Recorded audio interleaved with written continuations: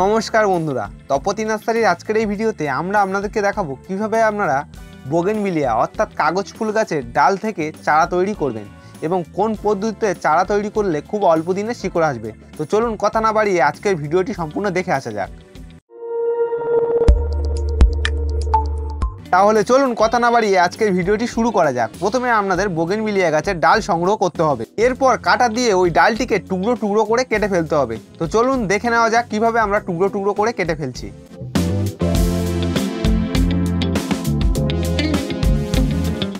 আর যে ভ্যারাইটির ফুল আপনাদের পছন্দ সেই ভ্যারাইটির ফুলের ডাল কিন্তু আপনাদেরকে সংগ্রহ করতে হবে এবং সংগ্রহ করে আনার পর আপনাদের কিন্তু ছোট ছোট করে টুকরো করে নিতে হবে। আমরা যেভাবে টুকরো করে নিচ্ছি ঠিক আপনারা একইভাবে টুকরো করে নেবেন।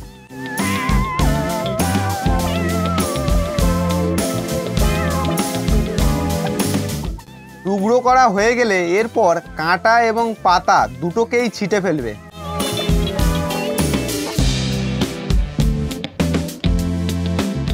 ছিটে ফেলা ও কাটা হয়ে গেলে এরপর আমাদের সাপ পাউডার ব্যবহার করতে হবে। সাপ পাউডার ফাঙ্গিসাইড, এটা আপনাদেরকে ওই কাটা অংশে লাগিয়ে দিতে হবে, অর্থাৎ যে সাইডে আপনারা কেটেছেন এবং তার উল্টো সাইডে আপনারা অ্যালোভেরা লাগিয়ে নেবেন, অর্থাৎ অনেকে ধিতকুমারী বলে থাকে।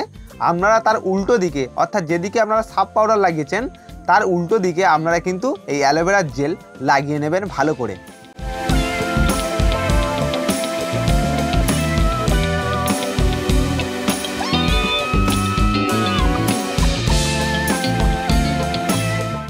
আর আপনারা যারা রুট হরমোন কিনতে পারেন না তারা অবশ্যই করে এই অ্যালোভেরার জেল ব্যবহার করবেন। এটা কিন্তু রুট হরমোনের ভালোই কাজ করে এবং আমরা যে পদ্ধতিতে দেখিয়েছি সেই পদ্ধতিতে যদি আপনারা করেন তাহলে আপনারা 15 থেকে 16 দিনের মধ্যে শিকড় পেয়ে যাবেন। এই রুট হরমোনের কাজ করা অ্যালোভেরা দিয়ে আপনারা কিন্তু কাজ করতে পারেন। এরপর আপনারা ওই ফাঙ্গিসাইড লাগানো সাপ পাউডারের নিচে যে আপনারা অ্যালোভেরার জেল লাগিয়েছেন সেই অ্যালোভেরার জেলের দিকটা আপনারা কিন্তু বালিতে 1 ইঞ্চি করে পুঁতে দেবেন। যে পদ্ধতিতে আমরা পুঁতে দিচ্ছি ঠিক একই পদ্ধতিতে আপনারাও কিন্তু বালির মধ্যে পুঁতে দেবেন। পুঁতে দেওয়ার পর আমরা কিছুদিন আগে আমরা কিছু অ্যালোভেরা দিয়ে আমরা কাটিং করেছিলাম, অর্থাৎ ডাল থেকে কেটে কেটে আমরা চারা তৈরি করার জন্য বালিতে পুঁতেছিলাম। তো সেটা সফলতা আজকে দেখাবো। তো দেখুন কিছু গাছ আমাদের কিন্তু হয়ে গিয়েছে এবং তার শিকড় এসছে, সেটাও দেখাবো, আপনারা দেখতে থাকুন। আর এই শিকড়গুলো মাত্র আমার 15 দিনে এসে গেছে। আপনারা এই পদ্ধতিতে যদি করেন আপনাদেরও কিন্তু খুব অল্প দিনে শিকড় চলে আসবে।